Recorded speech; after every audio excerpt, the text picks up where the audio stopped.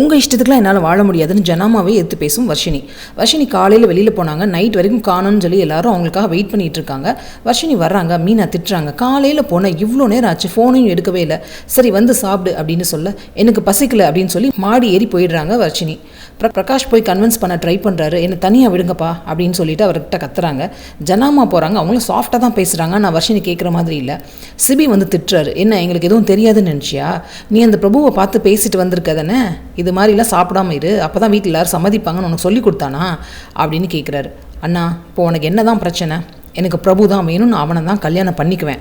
பிரபு எனக்கு எல்லா விஷயத்தையும் சொன்னார், அவர் மனசை திறந்து பேசினார், நான் அவரை புரிஞ்சுக்கிட்டேன், நான் அவரை தான் கல்யாணம் பண்ணுவேன் அப்படின்னு வர்ஷினி ஆட சிபி கோவப்பட்டு அடிக்க போகிறாரு. தமிழ் தான் தடுக்கிறாங்க, பொறுமையாக பேசுங்க சிபி அப்படின்னு.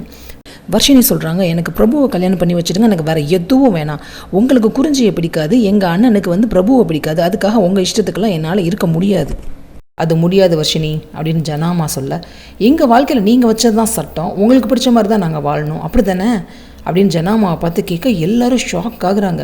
உங்களுக்கு பிடிச்சா வச்சுக்குவீங்க, இல்லைன்னா குப்பை மாதிரி தூக்கி எறிஞ்சிடுவீங்க, நீங்கள் ஒரு சேடிஸ்ட் ஜனாமா, நீங்கள் ஒரு சேடிஸ்ட் அப்படின்னு வர்ஷினி சொல்ல, சிபியை தடுத்த அதே தமிழ் ஜனாமாவை சொன்ன உடனே கோபம் பொத்துக்கிட்டு வந்து ஓங்கி ஒரே வர்ஷினி அறையிறாங்க.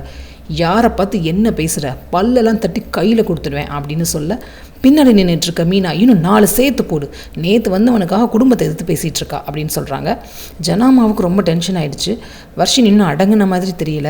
நீங்கள் எவ்வளோ வேணாலும் அடிச்சுக்கோங்க, ஏன்னா கொன்று கூட போடுங்க, ஆனால் நான் பிரபுவை மட்டும்தான் கல்யாணம் பண்ணுவேன், நீங்கள் சொன்ன யாரையும் கல்யாணம் பண்ண மாட்டேன் அப்படின்னு சொல்லி ஒரே ஆட்டமாக ஆடுறாங்க.